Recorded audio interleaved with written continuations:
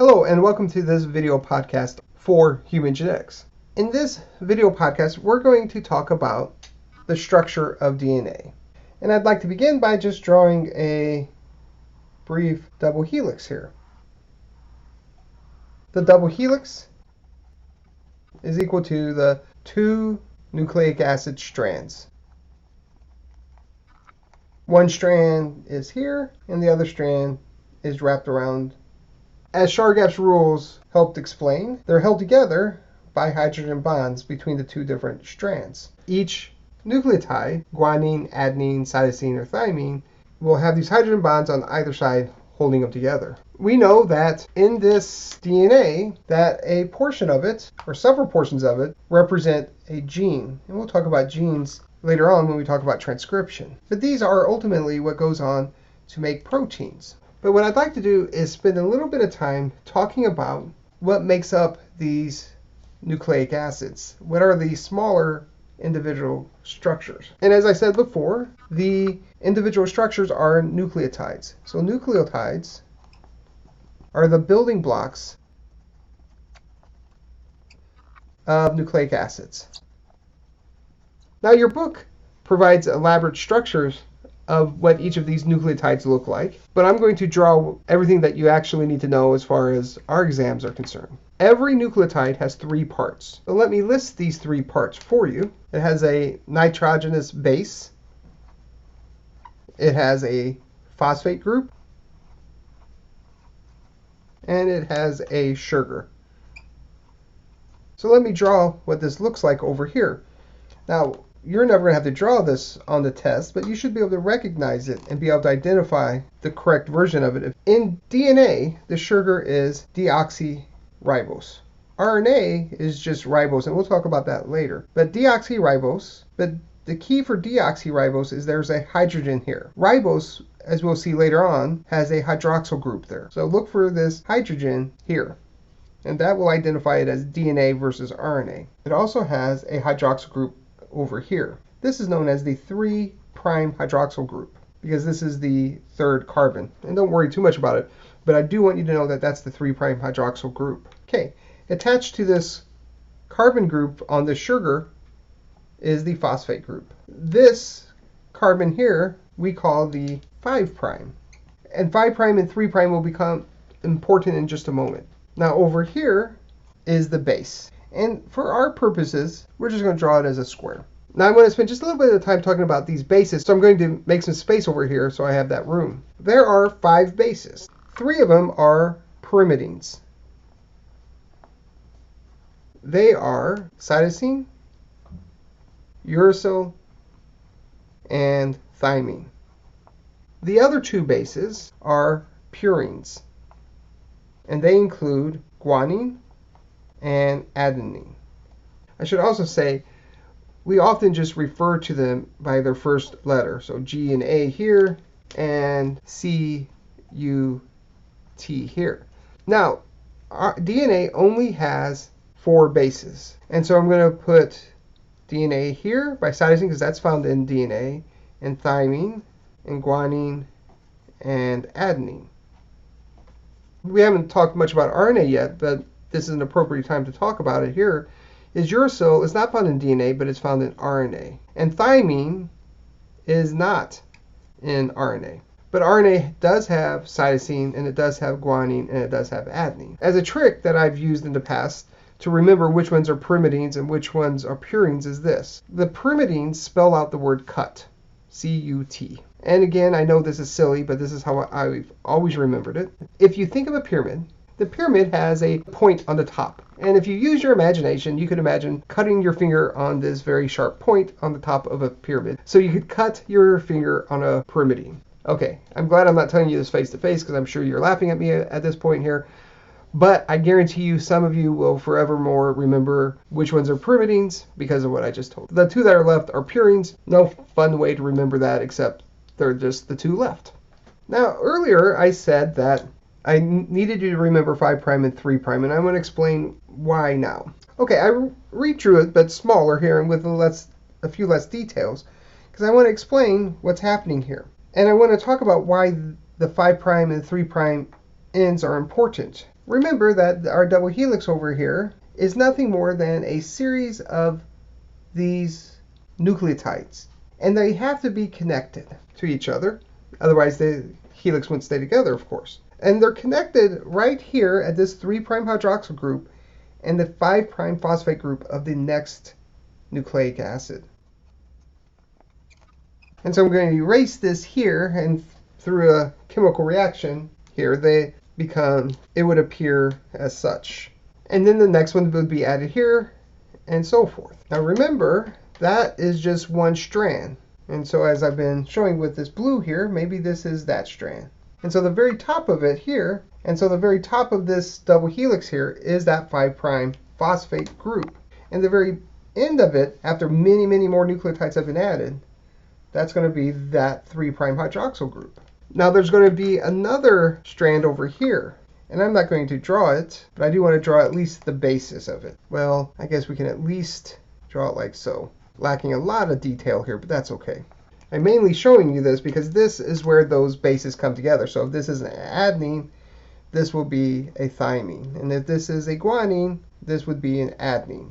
And as I mentioned before, the A's and the T's, there's 2 bonds, and the G's and the A's, there are 3 hydrogen bonds. Okay, so these are hydrogen bonds. And these here, I should label those, these are called phosphodiester bonds. Phosphodiester bonds are between 2 adjacent nucleotides. The hydrogen bonds link the 2 strands. I just realized that I kind of messed up with showing the strands on this. I'm going to erase this guy. I won't sleep well unless I show it correctly. For your purposes, if you don't want to redraw it, that's okay. So remember that over here we had this strand, and it's going to wrap around with the 3' down here and the 5' up here. Over here, one thing I didn't explain to you, and it's kind of important for you to understand the principle of it, not necessarily how it happens, but these strands are what we call anti-parallel. What that means is that on this other strand, the 3' hydroxyl group is here, and the 5' phosphate is here. And so what that means for practical purposes over here is that you're going to have the 3' hydroxyl group for this strand here, like so, and all the nucleotides added along here, and it's going to end with this 5' phosphate group here. Big picture, if you're trying to figure out what do I actually have to know from this, so this is what you really should know, and maybe we can make a short list here. You should know that DNA is a double helix. You should know that DNA has 2 strands that are anti-parallel. You should know that the building blocks of DNA are nucleotides. Nucleotides in DNA consist of a phosphate, a deoxyribose sugar, and a nitrogenous base. You should know that those bases in DNA are adenine, thymine, guanine, and cytosine. You should know that thymines bind to adenines with 2 hydrogen bonds, and guanines bind to cytosines with 3 hydrogen bonds. You should know the types of bonds we talked about. You should know hydrogen bonds. You should know that these hydrogen bonds are between the 2 strands of the DNA. So let's put between strands. And you should know phosphodiester bonds. And these are between nucleotides. And I don't have much room here, so I abbreviated between B/W, and then nucleotides is just NT. So remember, those phosphodiester bonds are between the nucleotides on a strand. Of course, you should know that DNA is the genetic material, but that was from the previous whiteboards. Well, I'm out of room for the most part, so I guess we're out of the main points. So if you know these 5 main points and can identify them in a drawing, you will be in very good shape as far as the DNA structure is concerned. Now, looking at your note-taking guide, there's one more term that I want to talk about associated with the DNA, and that is a nucleosome. In a typical human cell, we have a nucleus, and this nucleus contains all of our chromosomes. And remember, A chromosome, if we were to draw it like so, is nothing more than one large piece of DNA, a double helix, a large DNA molecule. That's what a chromosome is. Interestingly, if you took all the DNA from a single cell and put it end to end to end, you would have 2 yards, or approximately 2 meters of DNA. I don't know what you think, but that always amazes me, that inside of this tiny nucleus, the DNA that stretches for 2 yards is pushed in there. And not only is it pushed in there, but it's pushed in there in such a way that it can be used. Think about packing for a vacation. I can cram a lot of stuff into a suitcase. A lot of clothes, all my toiletries, everything I'm going to need for that trip. I can cram a lot in there. But if I'm not careful about how I push all that stuff into my suitcase, when I get to my destination, it's going to be perhaps useless because it's going to be wrinkled. It's going to be maybe the shampoo opened up because I wasn't careful. It's not going to be very useful. But if I'm very careful about how I put my clothes in there, I roll them up tightly. I make sure everything's safe from things that could spill. Then when I get to my destination, they're usable. And that's what I think about when I think about the nucleus. That DNA isn't shoved in there like I would normally pack for a vacation, but it's placed in there in such a way that maybe my wife packed my luggage. And the stuff is now usable. And the DNA in the nucleus is incredibly dynamic and incredibly usable. And it has to be, because we have 23,000 genes in each cell, but only a few of those genes, relatively speaking, are used at any given time. The rest have to be packaged up in the corner to be used at another time, and only the ones that need to be used are exposed. So you might think of our DNA in a cell looking something like this. Now we couldn't really easily put that in here, but what happens is this DNA is tightly packaged, and I'm going to draw it like so, with these proteins around it called histones. That's the name of the protein.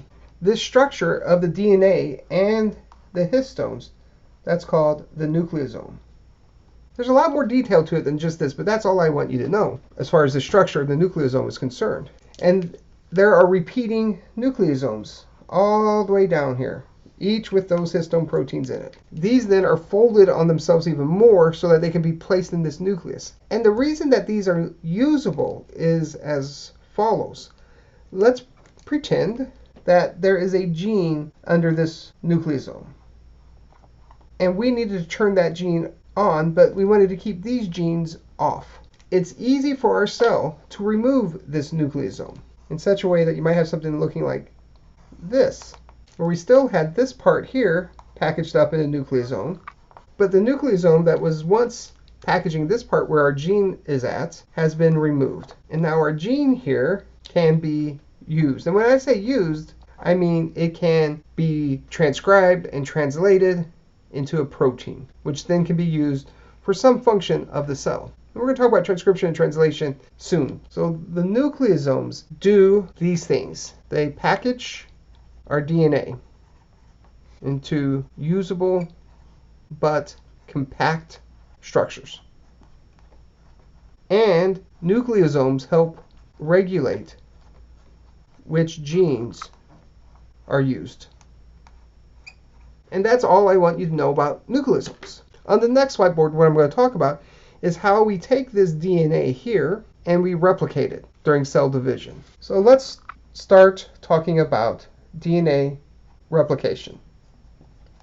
And I'm only going to scratch the surface of this. As I begin this discussion, I want to remind us of the cell cycle that we talked about earlier in the semester, where we had our G1 and G2 and our M phase here, and we had our S phase here. DNA replication happens during this S phase. And so that's what we're going to focus on right here. Because earlier we talked about how you might have a cell with 2 chromosomes, and after S phase, that cell's going to look like this, with 2 copies of it. Each one of these strands serves as a template to make another strand. And that's where we're going to focus. Let's draw our DNA like this. Or one strand I'm going to make green, and the other strand I'll make orange. We say that DNA replication is semi-conservative.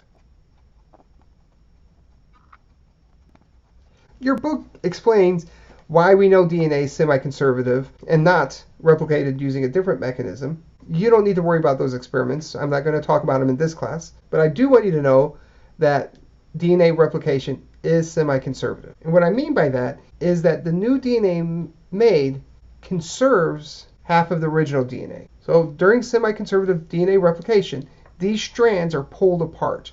And I'm going to simplify it by just drawing it as a straight line. And the new DNA is made using each of these as a template. So new DNA will be made using this orange strand as a template. And on this strand, the green strand will be used as the template. And so the new strand, I'm just going to draw that by a dashed line here, showing the new DNA, using the orange strand as a template. And same thing here, we have the green strand from over here used as a template to make a new strand. And of course, each of these here will form that double helix. So semi-conservative because the new strands conserve half of the original strand. Half of it. Now I want to go into a little bit more detail about how this is replicated. Okay, I'm going to draw this double helix here, like so. What happens is at a certain region of the DNA, which we'll call the origin of replication. So how are we going to go from this to this? Two new strands of DNA. Well, there are a few enzymes I want you to know. The first is helicase. And what helicase does is it breaks the hydrogen bonds between these two. It's sort of, if you think of it this way, it acts as a saw and saws between these two, breaking all those hydrogen bonds. And what results are regions that are now single strands. The next enzyme I want you to know is an enzyme called DNA polymerase. And DNA polymerase, and I'll draw it in a different color here, will add that new DNA. And so I should draw our end products over here as orange and green too, just to avoid confusion. So sorry about that. I should have planned that out a little better. And the last enzyme I want to talk about, and I'm going to not go into great detail, but it's an enzyme I want to talk about because it has clinical implications. And that enzyme is called telomerase. We've known about telomerase for a long time, but we still don't understand it as well as we'd like. But what we do know is that it's important in making sure that these ends of the chromosomes get replicated. Without going in detail, DNA polymerase has some limitations, and those limitations are found when it comes to replicating the ends of chromosomes. And if you don't replicate the ends of the chromosomes get shorter with each cell division, which can be good or it can be bad. And I want to talk just a little bit about that. But while we're on this whiteboard, I want to remind you that DNA, as one double helix here, is broken in half using the enzyme helicase. Each strand that results after helicase is used as a template for DNA polymerase to make the new strand that we see over here. And that telomerase is an enzyme that's important in maintaining these ends. That's all I want you to know about DNA replication. So just a very little bit about telomerase and telomeres. So here's our chromosome, and we refer to the ends of the chromosomes as telomeres. Telomerase maintains these ends. However, if no telomerase is present, so no telomerase, the ends cannot be replicated faithfully. And so what results is after one division, they get a little shorter. After another division, they get a little shorter. And at some point, this is going to cause the cell to die.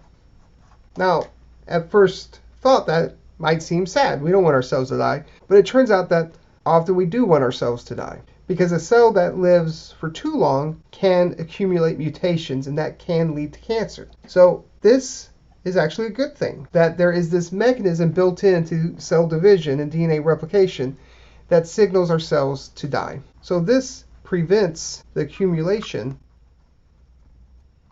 of mutations and ultimately helps prevent cancer. It's not perfect because cancer still occurs, but it can help prevent cancer. In fact, we know that, and I'll just draw that over here because I don't have room here, that cancer cells often have telomerase expressed. Again, we usually don't want telomerase expressed, because we want these cells to die. But if a cell has become cancerous, often telomerase is expressed. So we'll remove the no there. And now the chromosomes don't shorten after each cell division. And after enough cell divisions, what is going to happen is you're going to accumulate mutations, and maybe more and more as time goes on, which can lead to cancer. So why do we even have this gene present? Why would we ever want to maintain these ends? Because we know maintaining these ends can lead to cancer. Are there any cells that we want this enzyme expressed? So in cells with telomerase expressed, these telomeres will also be maintained, and the chromosomes in these cells never get shorter. Now, as I said a few moments ago, when it's cancer, that's a bad thing. We want the chromosomes to get shorter to prevent cancer. But in some cells, we want telomerase. And what are those cells? I'm going to bring back an old friend of ours, stem cells. We want stem cells to be immortal. If this is a stem cell, we don't want the telomeres to get shorter and ultimately die. We want this stem cell to survive. Like a rock legend, we want it to live forever. Because these stem cells have to replace the cells that are dying or the cells that get damaged. So these stem cells have telomerase expressed in them, and that is a good thing. Okay, that ends this podcast on the parts of DNA and DNA replication. If you have any questions at all, please let me know. If not, I'll see you on the next podcast. Bye for now.